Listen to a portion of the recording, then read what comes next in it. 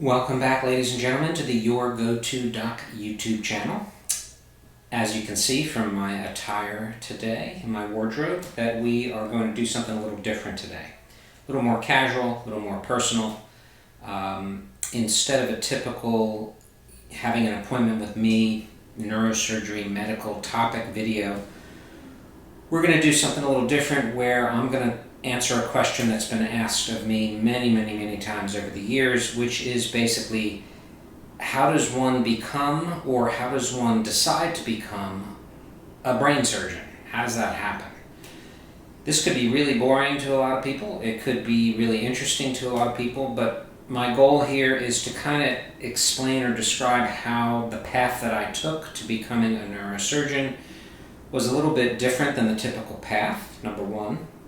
And number two, the points in time where I had to make decisions about which path I was going to take and what went into those decisions may be helpful for other people that are trying to make those decisions. For example, a young person who's trying to decide, am I going to go into the healthcare field or not? Someone in college who's trying to decide, do I go to medical school or not? Someone in medical school trying to decide, should I become a surgeon or a primary care doctor? And then once someone is in residency, kind of a good way to get through that very difficult time. I'll throw in some anecdotes, some stories of some memorable events, in particular my first day as a real doctor, July 1st. I think it was in 1995, I guess, 96, where I was this close to quitting. I had made it all that distance in the process. I was starting my first day of residency in neurosurgery in New York City, and I really almost quit, so I'll tell that story also. So anyway, let's get to it. How does one decide to become a neurosurgeon? So let me start by saying that this is maybe the 5th or 6th time I've started this video throughout all the old ones, and the reason is it's really hard to do a video like this. I thought it would be the easiest video to make out of all the ones I've made, but it is actually much harder than I expected. And the real problem is I kind of feel like everything I'm about to tell you is going to bore you or make you turn off the video and may not be interesting. And finally I just said, look, I'm going to just tell the story and let my viewers decide whether it's worth listening to or not. And no hard feelings if you turn me off, I understand. Totally cool with that. So let's start with the idea that I was not, and I was never one of those doctors or neurosurgeons that could tell you, I knew as soon as I was out of diapers that I wanted to be a neurosurgeon or I wanted to be a doctor. I was definitely not that person. I had no idea what I wanted to do when I grew up, when I was a kid. I did know that I liked science and math, and according to my parents, I liked to take things apart and, even if they weren't broken, try and fix them. So I had those personality traits that I think ended up influencing what I decided to do, but I did not want to be a doctor, or did not know I wanted to be a doctor until my 2nd or 3rd year of college. So that also was kind of how I ended up not taking the typical path into becoming a neurosurgeon. So let's go back to that fork in the road that a lot of people have when deciding what kind of career they want to have, and that is graduating high school. So when I was finishing up high school, I didn't know what I wanted to do for a living or as a career, but I definitely knew that I did not want to finish high school and immediately start working in the real world as like an auto mechanic or a plumber, or something where I immediately started getting a paycheck. Not that there's anything wrong with being an auto mechanic or a plumber, but that just wasn't for me. I was in no rush to start living an adult life. So I didn't mind, and I kind of liked being a student, so I knew I wanted to go to college. So I applied to multiple colleges. I ended up getting into Penn State University in Pennsylvania, luckily an in-state college, so tuition was affordable. So when I started at Penn State University, I was actually not in the College of Science and not in the pre-med program like most neurosurgeons were, or originally started out as in. I was in the College of Liberal Arts in a catch-all major called General Arts and Sciences. And the reason I picked that major is because it basically was a make-your-own major. You fulfill a certain number of credits in a certain number of categories, and you could graduate with a liberal arts degree. Now, granted, it wasn't in communications or, public relations or international studies. It didn't have a label to it that you could apply for a job with and say, oh, I graduated with a degree in communications. It was this sort of generalized, nebulous name, General Arts and Sciences. So my parents weren't too happy about that, but I liked it because it meant I still didn't have to decide anything, and I could kind of explore what there was to offer in college. Now, for those of you who are starting out in college and need to pick a major, this might be helpful, because this major, which didn't mean anything, in the College of Liberal Arts, that choice actually made me a more competitive medical school applicant. And the reason for that is that back in the late 80s, the public was starting to complain to medical schools that the doctors that were graduating from medical schools were not great doctors, in the sense that they couldn't talk to patients, they didn't have a lot of empathy, they didn't have good bedside manners, they were very robotic, and the public wanted more personable physicians. So the medical schools responded to this by choosing medical students to accept to their medical schools with more well-rounded qualities, that had multiple or many life experiences or had done other things before applying to medical school. Or, for example, who were not in the College of Science in a pre-med program. So being in the College of Liberal Arts and doing this kind of General Arts and Sciences degree really set me apart from the typical pre-med student that was applying to medical school. In addition to that major did not force me to take all the classes that the pre-med students had to take. All I had to make sure I took were the prerequisites to medical school, which, for example, let's say physics. The prerequisites for physics to get into medical school was 2 semesters of physics, or 1 year of physics, whereas the pre-med students in the College of Science had to take 4 semesters or 2 years of physics. And that situation was in multiple subjects. So I had to take much less science and math classes than the pre-med students did. And with all that extra space and time, I took subjects or classes in lots of other topics: theater, computers, economics, philosophy, literature, history, which all interested me and made me a more well-rounded person, and therefore I think a better doctor and a more attractive candidate for medical school and eventually neurosurgery residency. So that was a benefit of not being in the College of Science in a pre-med program. So great, I got to take all these other classes, and I wasn't in the College of Science in the pre-med program, but that still doesn't explain, how did I decide that I wanted to go to medical school? Well, when I started at college, I had no idea whether I wanted to go to medical school and be a doctor or not. So I was hedging my bet and took a lot of these pre-med classes in case I wanted to go to medical school, but sort of exploring other topics and fields of study to see if maybe I wanted to do something else. In the meantime, I joined a fraternity, I was working a part-time job, I was doing an honors program in molecular and cell biology where I was in the laboratory running gels and doing experiments. So I was kind of testing the waters, but not committing yet. In the summers between semesters at college, I shadowed some doctors that were friends of my family that I followed around to see what their life was like. And then I also volunteered in the emergency room in State College, Pennsylvania, where my university was. And I would say that the combination of all those things eventually led me to decide second semester, sophomore year, maybe the summer between sophomore and junior year, that yes, being a doctor is something I would enjoy. I liked helping people. I liked the challenge. I liked that it was different every day. I liked the people that I would be working with.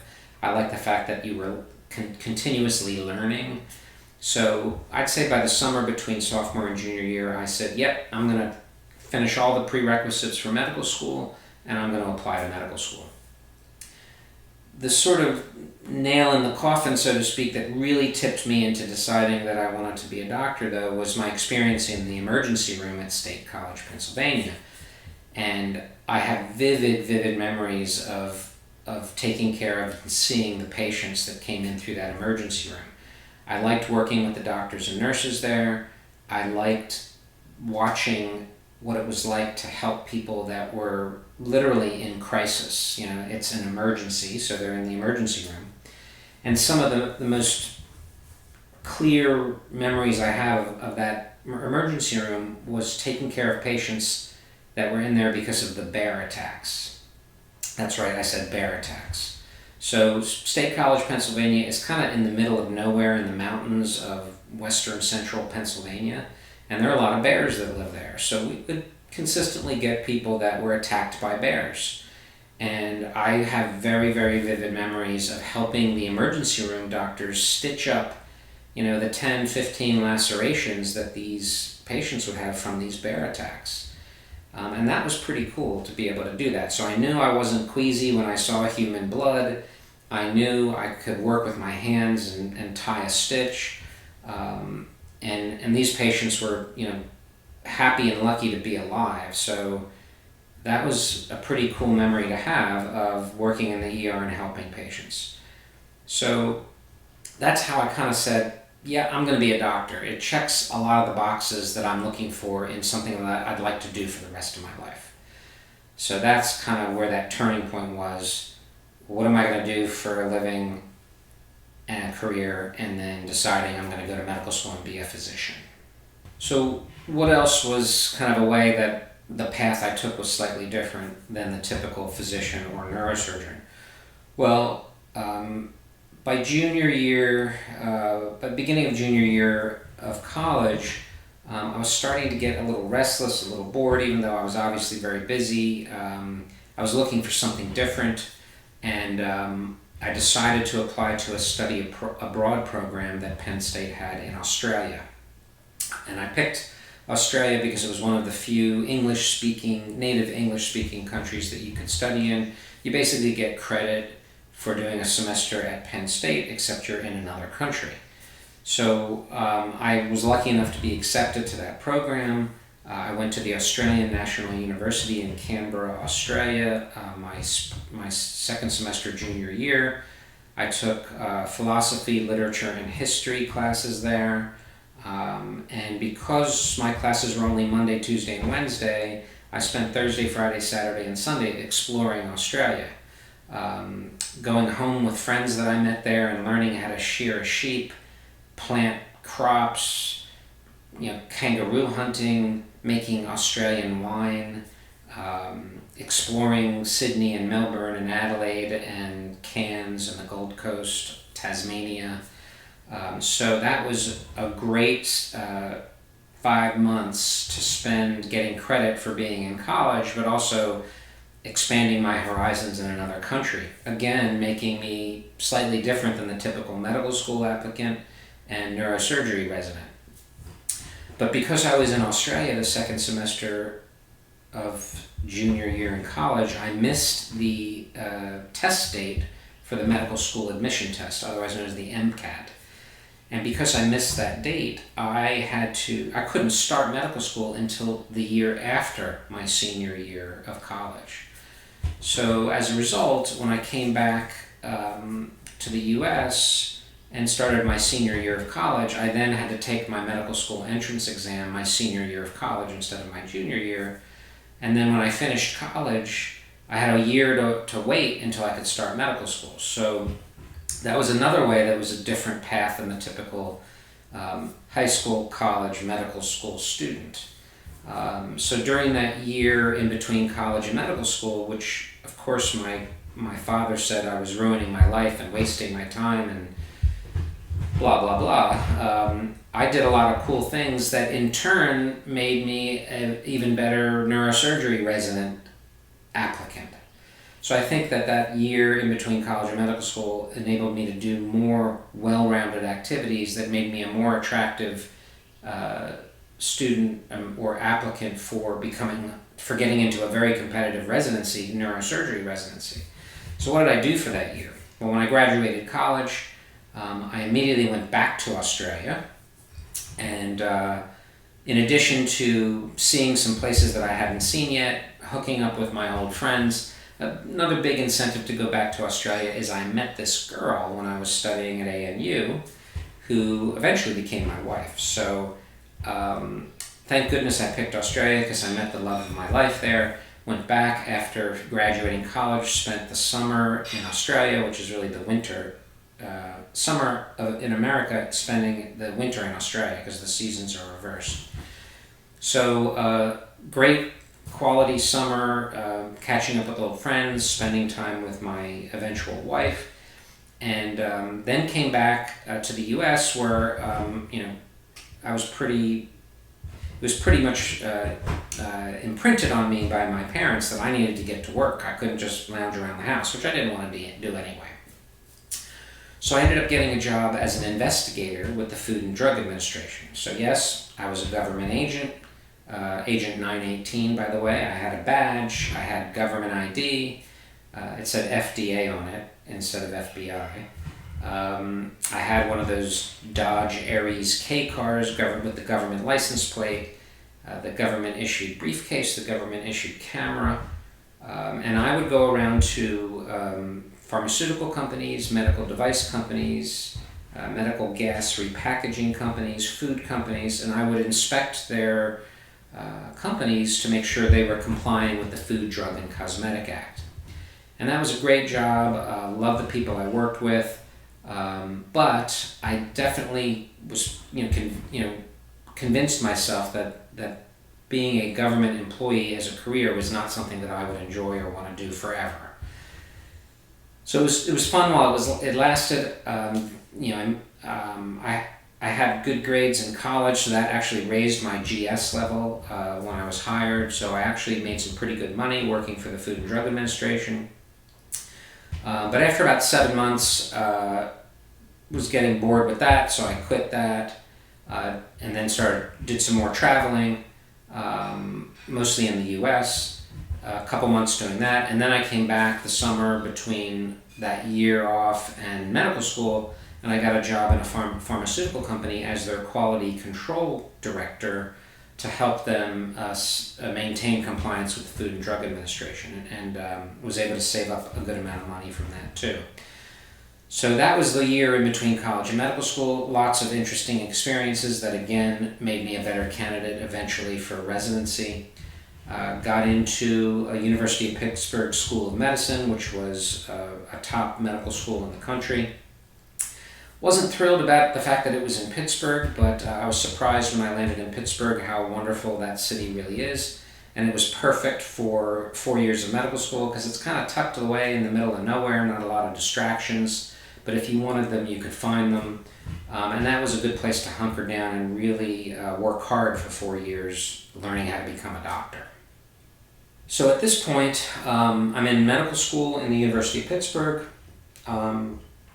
My girlfriend, soon-to-be fiancée, graduated college and moved to New York and used her major in Japanese language to get a job in New York City using a work visa because of her Japanese language skills. So she was able to come in and legally work in the U.S. So while I was in Pittsburgh for 4 years going to medical school, she was in New York. So that's the point where in college I decided I was going to do medicine. Now I'm in medical school and I haven't decided what kind of doctor I'd want to be. Do I want to be a surgeon? Where I'm like working with my hands to fix people? Do I want to be a primary care type doctor where I'm not physically fixing things, but I'm manipulating laboratory values and test results to kind of make people better? And you don't really have to decide when you first land in medical school, because at least when I was there, the first 2 years were didactic classroom, basic medical science classes. So what I discovered in those first 2 years taking all these different classes is that the neurosciences were the most interesting to me. Neurology, neuroanatomy, neurophysiology, neurobiology, etc., etc.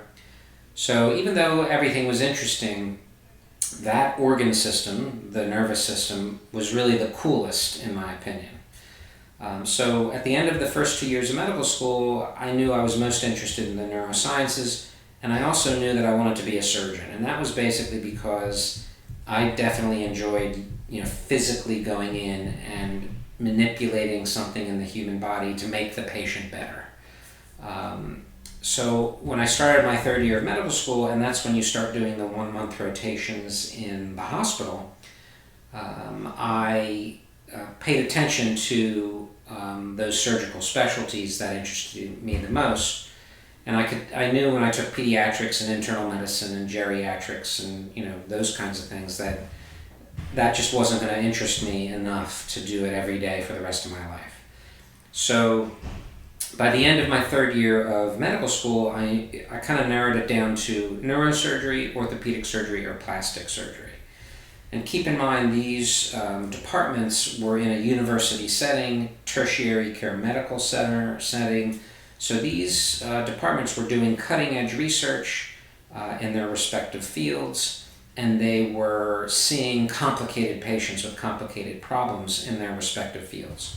So all of them were very, very interesting departments and experiences, but ultimately neurosurgery and brain surgery in particular really was the coolest out of those three specialties. So by third year of medical school, I pretty much knew I was going to apply for a neurosurgery residency and specialize in neurosurgery.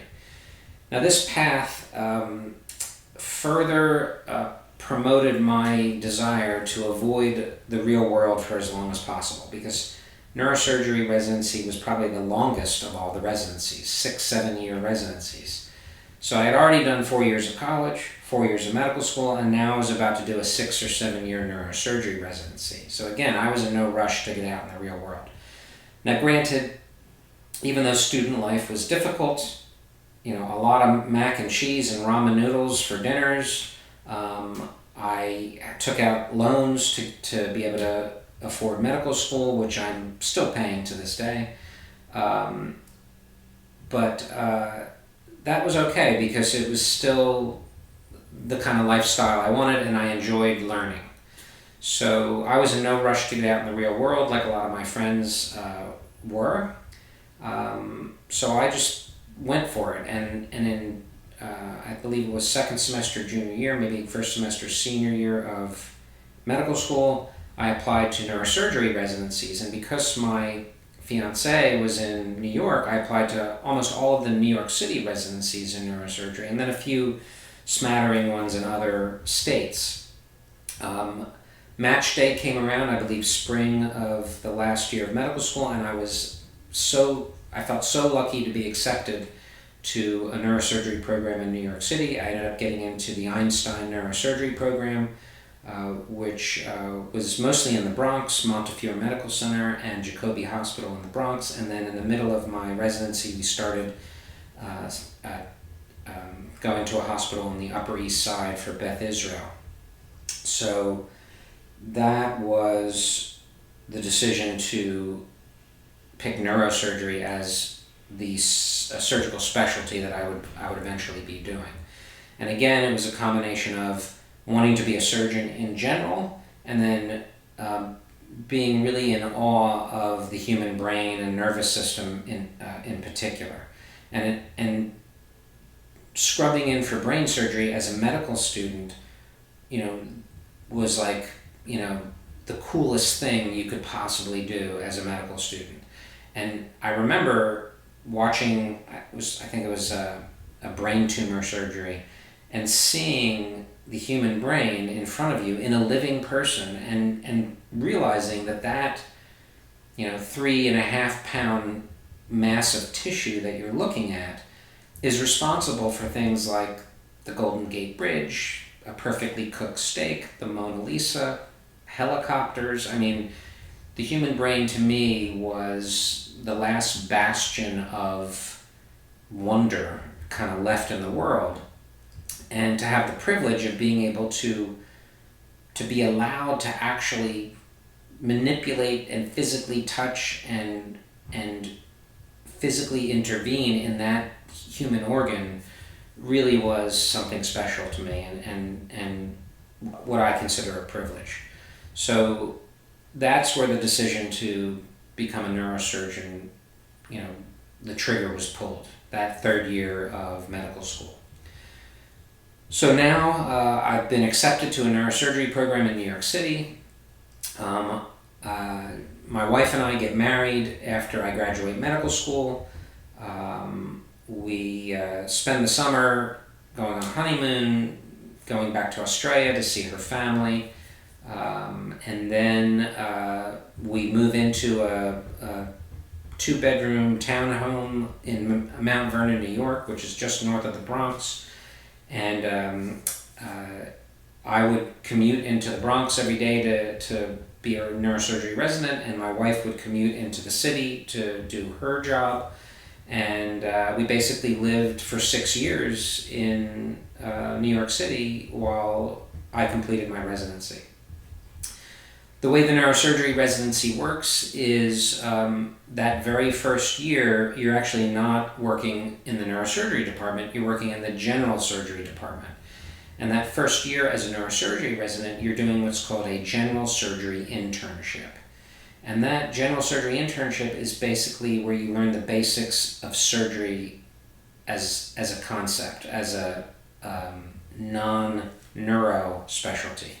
And you're doing things like liver surgery and bowel surgery and taking out an appendix and working on the veins of the legs and the thyroid and things like that. So this is called general surgery. And you're basically learning fundamental surgical principles for that year. And I think it's a very good idea that the neurosurgery residents do that. Now, it could be coincidence, but I don't think it is. But it just so happens that the 1 or 2 neurosurgery residents that are doing their general surgery internship, for some reason, always get assigned to be on call the very first night, which is July 1st. And that's why there's an old wives' tale or urban legend out there, or urban myth out there, that whatever you do, don't get sick where you need to be admitted to a hospital on July 1st. And the reason for that is that's the first day of being a doctor for all these graduates that came out of medical school. So sure enough, I'm a neurosurgery resident doing my general surgery internship year. And not only am I on call the very first night, July 1st, meaning I have to sleep overnight in the hospital and take care of any emergencies that happen, but I'm on call for the trauma service at Jacobi Hospital. And Jacobi Hospital is the city hospital in the Bronx, otherwise known as the Knife and Gun Club, where all the major trauma comes, and notoriously busy hospital in New York City. So I'm on call on the trauma service at Jacobi Hospital on my first day as a real doctor. And here's where the story starts of how I basically was a hair's width away of quitting being a doctor that very first night. So the way it works when you start that first day is everyone gathers together on the trauma team, and we do rounds. And we basically sit around a table and talk about what happened the night before. We then will walk from patient room to patient room and see all the patients and discuss what's going on with each patient and what the plan is for the day for that patient. And the chief resident, who's in charge, is overseeing the senior residents, who are overseeing the junior residents, and I would be considered one of the junior residents at this time. And basically the chief resident and the senior residents go off to the operating rooms, and the junior residents are left to do what's called the scut work. And the scut work is basically all the minutia chores that have to be done for each patient before we all get together at the end of the day to do rounds and talk about what happened during the day. What labs to get. Not only do you have to get the labs ordered, but you have to get the results and be able to present them to the team. Tests that have to be done, procedures on the patients that have to be done, putting in a new IV, putting in a central line, et cetera, et cetera. So me and the other junior resident go out and start doing all the work of the day. It's a hurdle because it's a new computer system, a new hospital, and we don't know how to do anything. So, and remember, this is our first day as a MD, medical doctor. We've graduated medical school. We are now considered real doctors. Granted, we're not getting paid like real doctors, which, by the way, in New York was not easy because New York's very expensive. But so we spend all day doing all the work, and then at the end of the day, we all round around the table again.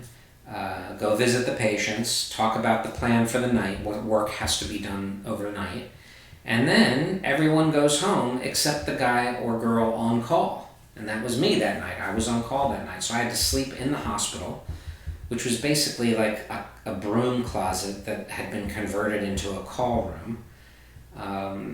And after everyone left, I had a list of things that had to be done that night, and I started working on all the stuff that had to be done, hoping that by maybe 10 or 11 o'clock, I could get to go to sleep in the call room, and hopefully wouldn't be called all night for an emergency or something down in the ER where I'd have to go in and see a patient and then eventually bring them to the operating room, call the senior or chief resident in, and operate on them.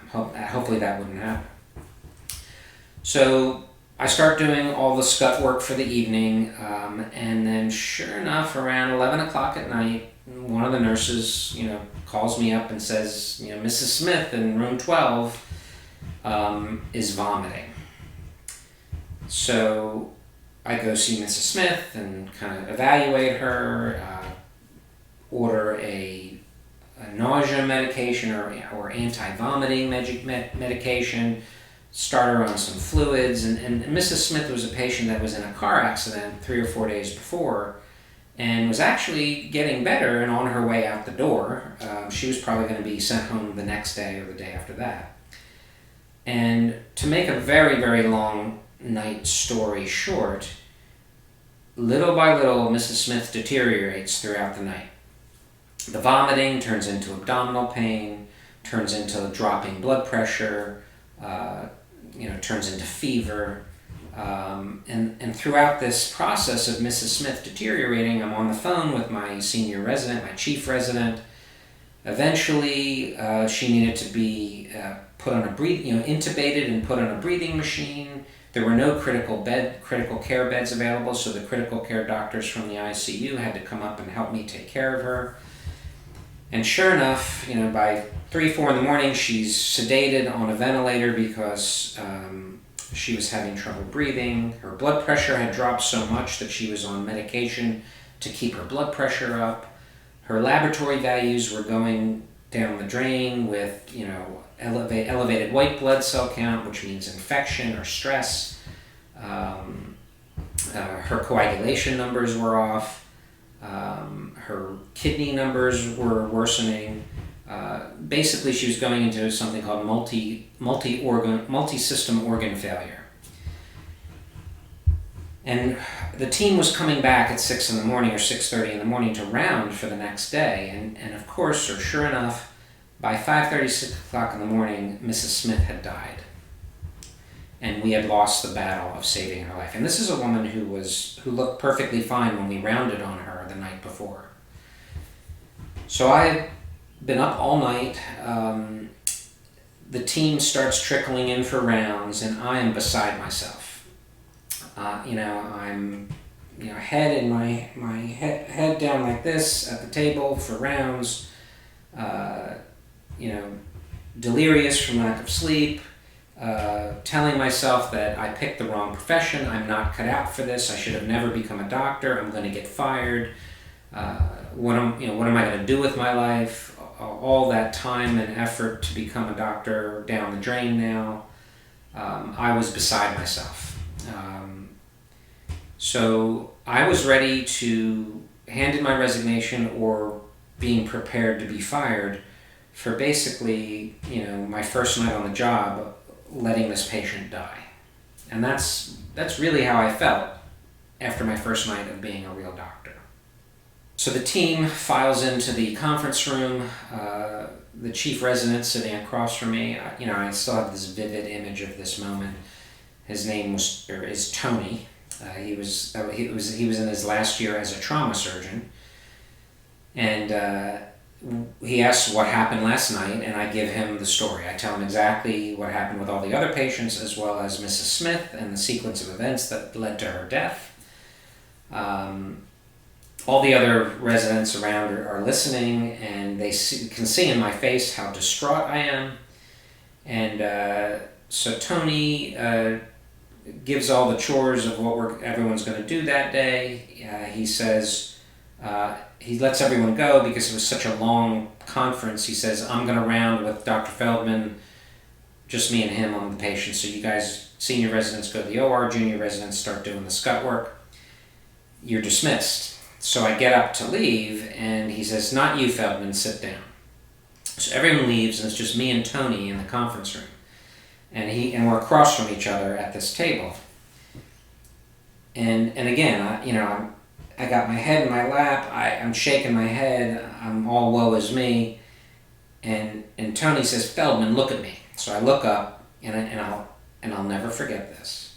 He takes his finger and he points at me, and Tony's like born and bred in New York, so he's got that thick New York accent. And he looks at me and points his finger at me and he says, listen to me, Feldman. This may be the first time you've killed someone, but it won't be the last, I assure you. Silence. My jaw drops. And I look at him and I'm like, are you trying to make me feel better? Is that what that was supposed to be? I mean, why would you say something to me like that? And he goes on to tell me or explain to me, he says, look, you're going to feel this way regularly or consistently because people die in hospitals, especially on the trauma service, and in your case, neurosurgery service. That's kind of what happens, even if you do the best you can and you do everything right. And we went through everything that happened to Miss Smith. He took the time to spend with me and explained why I did, or why I was told to do or did what I did to try and save her, and how it was the right thing to do. And if it all happened again, I wouldn't have done anything different, or he wouldn't have done anything different. And by the end of 15-20 minutes that we were talking, I did feel better, but I was still pretty devastated about what happened.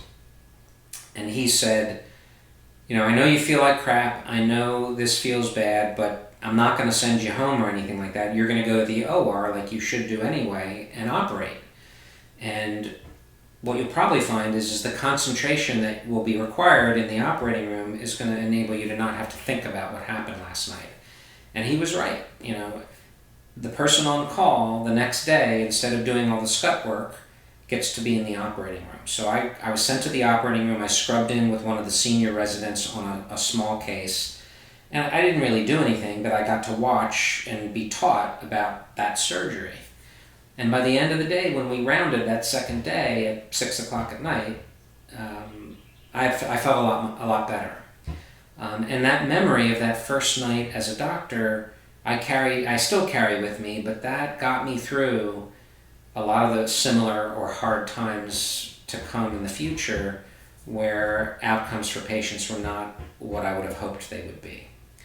So that was my first night as a physician on the trauma service at Jacoby City Hospital in the Bronx, where I had to deal with the death of a patient for the first time as a real doctor. Memorable experience, but definitely something to learn from. And it actually solidified my idea that the decision to become a doctor was the right one because, that is the kind of thing that the average person doesn't have to deal with. And I didn't want a career that was average. And boy, that first night on the job fulfilled that criteria. So a real quick speed through for neurosurgery residency, which was 6 years at Einstein in New York City. Basically, as a junior resident, you had a lot of responsibilities for the minute-to-minute care of the patients on the floors of the hospital. And then you'd have consistent time in the operating room where you started out learning the basics of neurosurgery, and little by little given more and more to do physically with your own hands under the supervision of the senior resident, chief resident, and attending surgeons. When you were on call, you would be responsible for going down to the emergency room and evaluating people that came in through the emergency room as the first line of attack, so to speak. And then you would gather information, present the case to the senior or chief resident, and then come up with a plan of what to do. A lot of times, if it was the middle of the night, you would meet the patient in the ER, evaluate them, and if it was determined that they needed surgery, you would bring them to the operating room, and oftentimes you would be starting the surgery by the time the senior or chief resident or attending had to come in for the rest of the surgery. So you would literally be the first line of attack in solving this problem for a patient. And neurosurgery emergencies are typically head and spine trauma, so bleeds in the brain, injury to the spinal cord, things like that. I was really lucky to be part of a team during my residency that got along with each other, were supportive of each other. My co-chief resident in particular, he and I just became really, really good and close friends during our residency, and really supported each other during that time. And I would say my co-chief resident is responsible for more than 50% of the reason why my residency was a survivable and almost pleasurable experience to go through. In the middle of residency, I guess third year, we took on another hospital on the Upper East Side of Manhattan. So I had to actually commute into, I forget what street it was on, but on the Upper East Side somewhere. And that was tough, and especially in the winter. And I remember there were some low points in my residency time, and a quick side story of one of those low points was it was, I guess, February, and I was doing a month at that new hospital on the Upper East Side. And I had to drive from Mount Vernon to some parking lot in Manhattan that was like 5 blocks from the hospital. And we had to pay for parking, by the way. It's not like they gave us free parking. And it was so cold that I had that hood over my head, and I cinched up the hood so that all that was visible were my eyes, so I could see where I was walking. And I remember walking through the snow and just looking down because it was so windy, and trying to make my way to the hospital.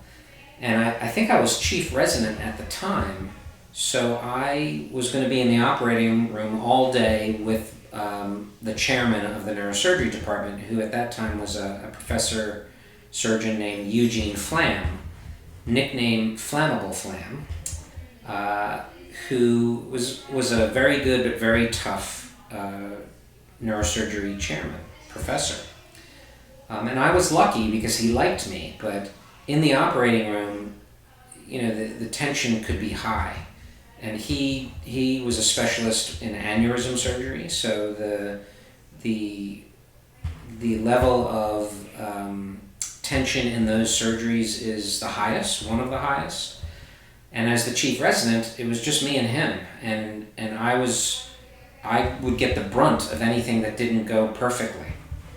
And I was not looking forward to spending the day doing aneurysm surgery with Dr. Flam as I was walking through sub-zero temperatures at 4:30 in the morning as chief resident for this hospital and then on the neurosurgery service. So I'll never forget getting close to the hospital. You had to walk by this open bay area with all the trash dumpsters and loading truck bay area. And I remember as I walked by the dumpster area, I looked over and there were a bunch of pigeons clucking around the bottom of this dumpster because there must have been food or something that had spilled and they were eating their breakfast, I guess.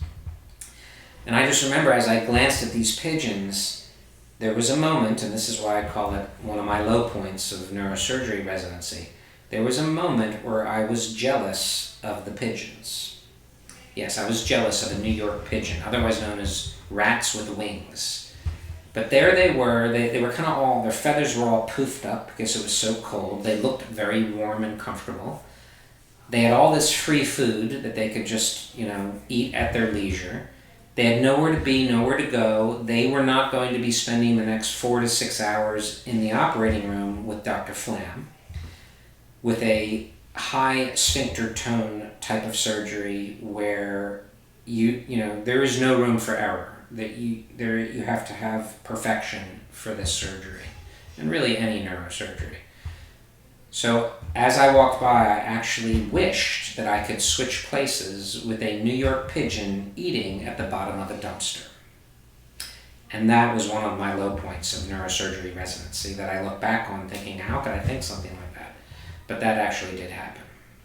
Junior neurosurgery resident, senior neurosurgery resident, chief resident of neurosurgery, and that's the path you kind of go through during neurosurgery residency. At each point, gradually getting more and more responsibility, being the person doing more and more of the surgeries, of course under supervision, until usually by the last half of your chief resident year, you are doing surgeries on your own, many of the surgeries.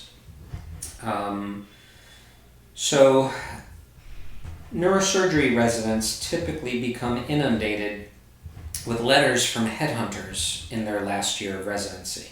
And the reason for that is that headhunters who find jobs for doctors usually get paid a percentage of the first year's salary of that doctor. And neurosurgeons are typically in the top tier of salaries that would be offered once you start working as a real neurosurgeon. So I would get 3, 4, 5 calls a week from headhunters asking to represent me to find me a job, where I would be next. I kind of decided my 4th or 5th year of neurosurgery residency that I did not want to go into academics, meaning I did not want to do research. I did not want to become a professor at a university teaching young neurosurgeons how to become neurosurgeons. I was more interested in private practice. I wanted to raise a family with my wife. I wanted to be able to spend time with them. I wanted to not be under the pressure of getting grants for research, projects. I had other interests that I wanted to devote time to that I would not have time to do if I was working in an academic institution as a professor of neurosurgery somewhere. So I knew I wanted to do a private practice neurosurgery position, and I also knew that I did not want to be in a big city like New York. There were a few years when I was a teenager where I lived in Colorado, in a small town in the foothills of Colorado, and I kind of liked and remembered that lifestyle. My wife grew up, most of when she grew up was in a beach town in Australia, on the east coast of Australia.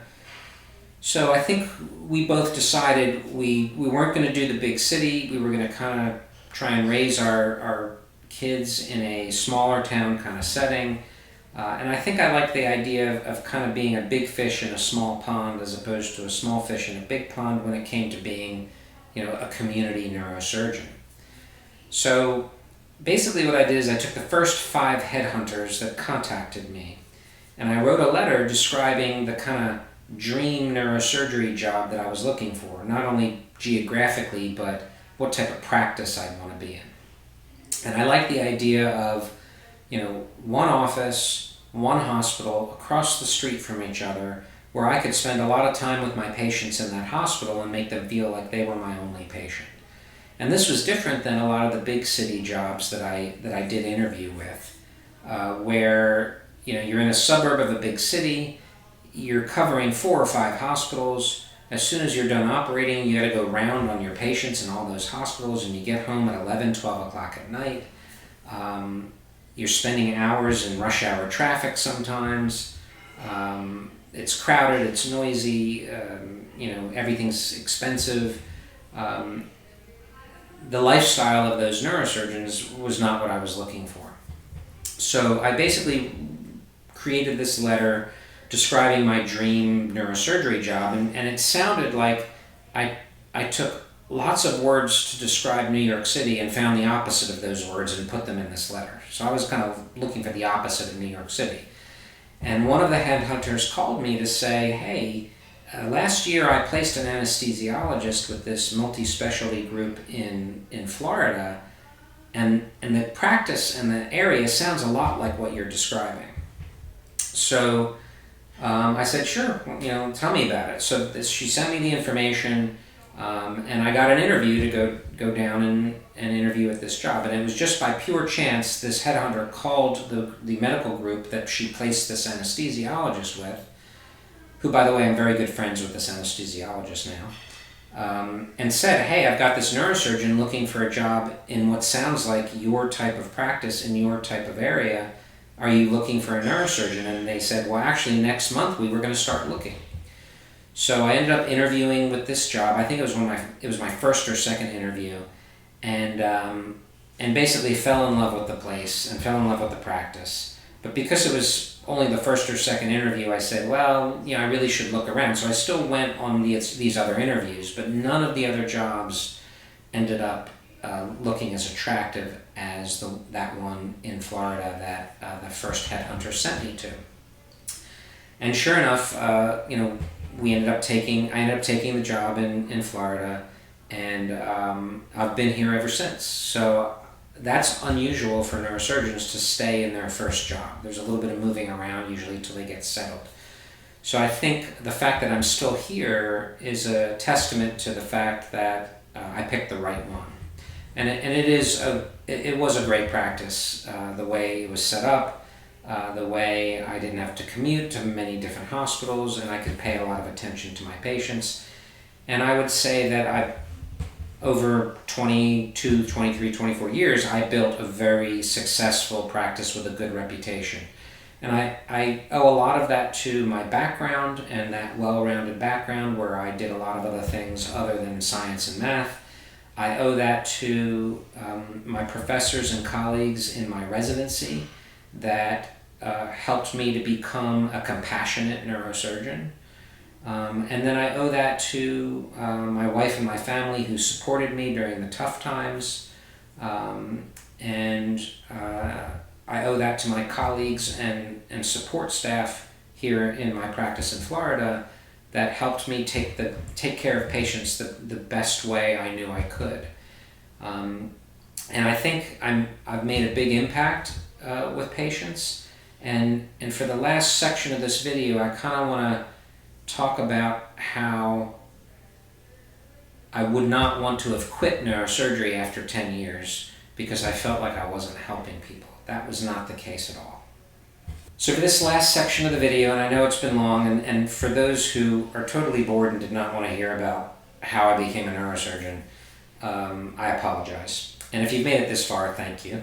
But for this last part of the video, I kind of want to talk about the transition from residency to being your own boss or the person responsible for everything. In residency, you're technically not responsible for everything in the end. Your professors are, the people who are in charge of supervising you. But once you leave residency and you start either in academics or private practice, it ends with you. You are, the top of the pyramid in where the buck stops. Everything good you get credit for, but everything bad you do also. So I want to start by saying that my first year in private practice in this small neurosurgery practice in Florida that I joined, I think I was clinically depressed for that first year. The hardest part of this transition was that I could not stop thinking about my patients and worrying about them. And I was worried about the patients I had already operated on. I was worried about the patients I was about to operate on the next day. I was worried about the patients that I was considering operating on that I didn't. I was worried about the patients that I chose to say, I don't think I should operate on you. And it never ended. And I had trouble sleeping, and I was probably clinically just depressed for that first year because I could not separate from work. And it took about a year for me to be able to walk through the front door of my rental and be able to not think about all the people I had dealt with that day, all the patients. And that took practice. So don't be surprised for those of you that have that level of involvement mentally or compassion or empathy for the people you're taking care of, to not be able to turn it off when you get home. And that is a skill that takes practice. So don't give up. Don't think that the rest of your life is going to be like that. Practice turning off your mind to thinking about those patients once you get home, or once you hang up the phone and talk to somebody about it. So that was a hurdle to get over that first year of private practice. The other advice I would give to neurosurgeons just starting out in private practice is be patient in building your practice up in volume. Don't be tempted or fooled into thinking that operating a lot is the best thing to do when you first start out. Yes, operating is good to gain experience, but my advice is, and this worked for me, is be very choosy about who you operate on, and really work in that first year in operating on people who you have an extremely high confidence level are going to have a very good result. And the reason for that is you only get one chance to make a first impression, and you want your reputation when you start out in private practice to be one of, wow, that neurosurgeon has golden hands. Every patient I talk to that they've operated on has done well. And that's not only going to promote your reputation in the community between patients, and the smaller the community, the more circles intersect with influence of patients, but it's going to enhance your reputation with referring doctors. If every patient that a doctor refers to you for neurosurgery that you've operated on comes back to that primary care doctor or referring doctor and says, wow, that neurosurgeon you sent me to was amazing. They spent a lot of time with me in the office. They answered all my questions. I never felt rushed. They had a good bedside manner. But most importantly, they solved my problem and I'm better. That first impression you make with that referring doctor is going to stick, and they're going to keep sending you patients because they want to hear that from their patients. They like hearing that when their patients come back. Once you make that first impression, it tends to stick. And then, it should take about a year, then you can start tackling patients and patient problems that may be more complicated, have higher risks, or may be less likely to end up in a perfect result. And then start doing those more risky surgeries. And what you'll find is that if the results are not as stellar as that first year, people tend not to remember or notice as much because you've already made your first impression. Now, I'm not saying operate on patients that you know aren't going to do well. You always say no to those patients, unless it's a life-saving kind of thing. But for elective surgery, which is primarily what you're going to deal with in private practice, you should be able to get a good feel for who's going to do well and who's going to not. And tell the patients who are not going to do well, it's unlikely that surgery is going to help you. Or it's unlikely that surgery is going to help you for very long. And that can be very hard to do. Turning away a patient who's looking to you or was told that you were going to fix them, to tell them that you can't fix them or they're not fixable is difficult to do. But the short downside of that difficult experience of telling a patient you can't help them is going to be far outweighed with the predominant patient population that you're going to have that you've operated on that have done well. So that is, in my opinion, the best way to spend that first year of getting over the depression and trouble of not thinking about your patients all day and night long, as well as building a practice that develops a good reputation. So on a final note, it was interesting that a colleague of mine who's no longer practicing neurosurgery, and colleague meaning he's just another neurosurgeon, I don't know this person personally, created a YouTube video that kind of went viral. And it was kind of weird because I saw it and I watched it because it came up on my homepage on YouTube. And then like the next day someone texted me the link to the video saying, hey, did you see this video? And I kind of realized then, oh, this must have gone viral, and sure enough it did. And the neurosurgeon who made this video has kind of a very soothing demeanor or way about them. The way they talk, it's not kind of like the way I talk, which is probably relatively annoying, but he's just got this way about him that kind of is soothing. And his video was about why he quit neurosurgery after 10 years. And the gist of the video, there's a lot of kind of what he did every day and to build up to why he quit. But the gist of why he quit was he just didn't feel like he was helping people. And I can understand why a neurosurgeon would feel that way, especially in private practice. You don't have the fulfillment of educating young neurosurgeons to fulfill you there. You really are just, helping patients. And I remember that it was very hard to remember your successes. The patients that stuck in your mind were the patients that didn't do as well as they thought they would do or didn't do as well as you thought they would do. And those seem to be the only ones that you can remember. And all the other ones sort of come and go. The patients that did great and had wonderful results and come into your office for their post-op checks and tell you how much they changed your life, you changed their life for the better, and you're their miracle worker, and they bringing you boxes of chocolate or homemade cookies and leaving you great reviews online. It's hard to remember those patients for some reason. The patients that stick with you are the ones that maybe didn't do as good as you had hoped or they had hoped.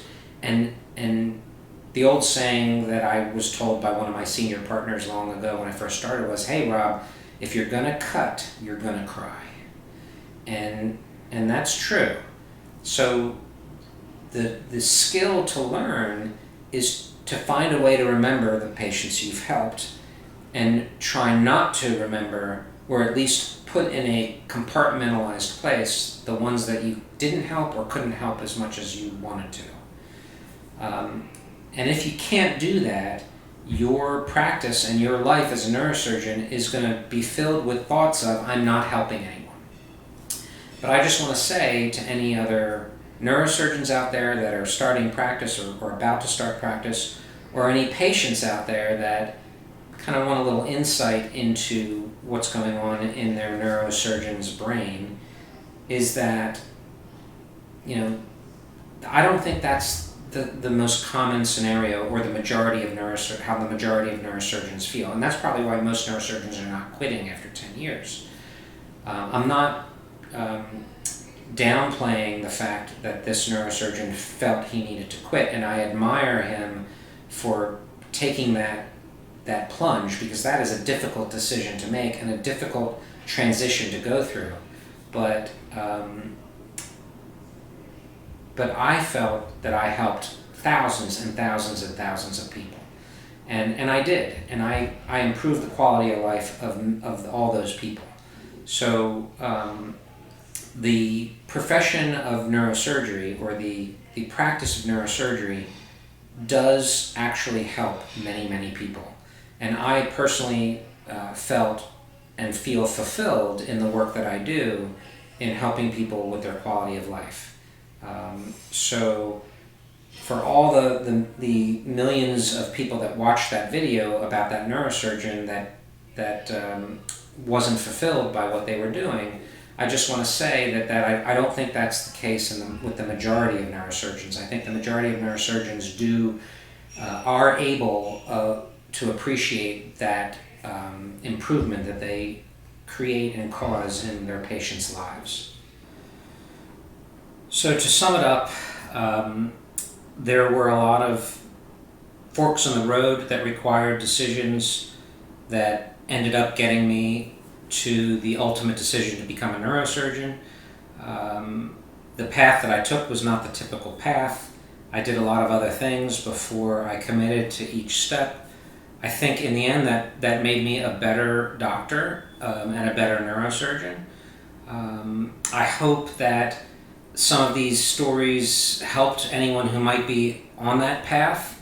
I hope it may have provided some insight to potential patients of sort of what your neurosurgeon kind of could have gone through to get to where they are now.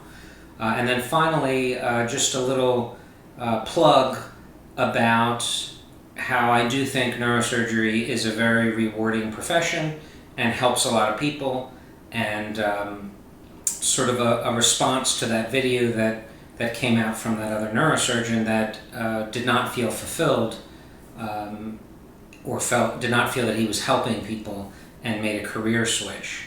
So again, I hope this was somewhat interesting and not too boring, and I guess I'll find out if this is more or less popular than my other videos. But I hope you enjoyed it, and don't forget the primary and most important thing: stay healthy.